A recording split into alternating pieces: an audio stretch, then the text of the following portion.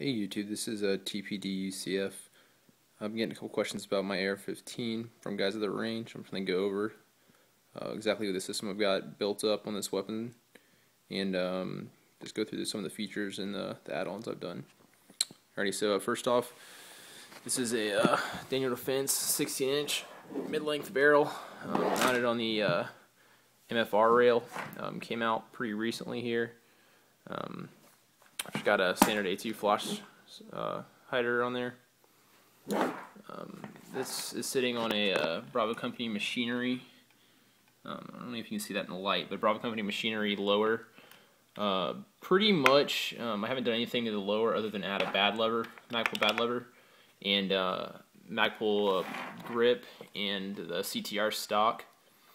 If you're kind of debating between the CTR and the MOE stock, honestly, if I could do it again, I don't know if I'd get the CTR. The big difference is going to be, it's got this tension lock right here. It's going to keep the stock from wiggling a little bit, but I honestly can't say that I've noticed it. I do like the butt pad, and I do like how it's built versus the standard traditional stock that like we use on our M4s at work. But I mean, that's just me. As far as slings goes, I have a Viking Tactic padded sling.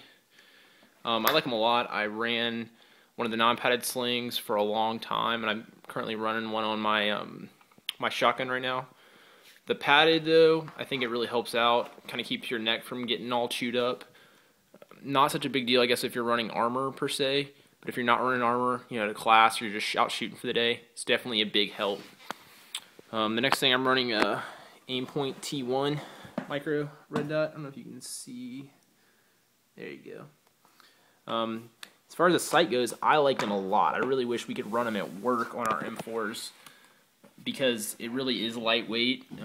It's a real small package. This one's NVG capable, so I guess I could run it at work. It's also sitting on top of a LaRue mount.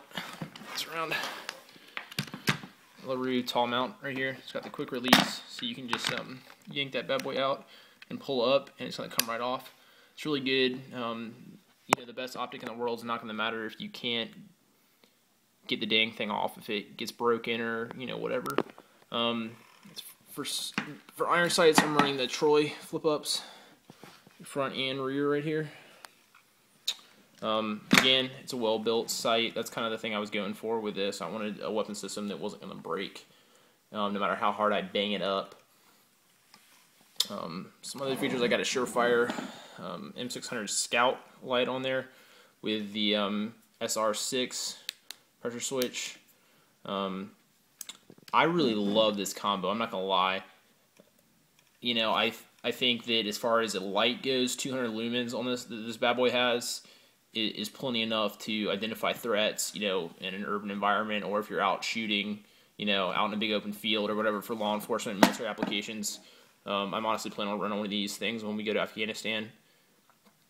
And I do like the pressure switch. You can, you know, use a traditional, if you use a thumb's grip, you can push that thing with your thumb. It's kind of user preference, but for me, I really do like to be able, because I sit up on top of this thing and I can just, you know, activate it as I see fit. One of the things that really makes this light good is I'm running this thing attached to impact weapon component mount. I don't know if anybody can see that, but impact weapon component mount that mounts directly to the Daniel Defense MFR rail.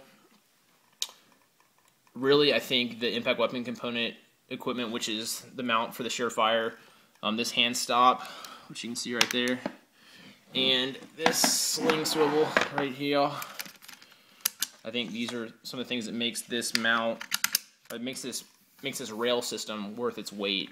Because I like the slim profile. It's a little bit thinner on your hands, and it's not going to get chewed up, because you see a lot of guys, because they don't like their hands getting chewed up on a rail system, they end up putting, you know, a pound worth of rail protectors and rail covers and stuff like that on their handguard, and for me that just doesn't make a whole lot of sense. So I went with the MFR rail, which, you know, is major props to Daniel Defense. They did a really good job with that. Really, I was honestly looking at the Troy TRX series and the Troy, like the VTAC series through Troy, but the thing that kind of just got me over to the Daniel Defense system was their mounting system. If you kind of look here, It's anti-rotational, which I don't know if you can actually see that, but the rail is anti-rotational, and it's got 4 screws on each side. So you've got one here, 2 here, and then another 4 on the reverse side. So for me, the fact that this mounting system was just so well built into the rail is really what tipped me over the edge with the Troy, because I've heard a lot of issues with the Troy about how their rails. It's a really good rail, I'm not going to lie, but the weakness in that is just the mounting system, how the rail mounts to the barrel. That's pretty much all I got. If you got any questions, feel free to hit me up on YouTube. And let me give you one last shot. And there we go.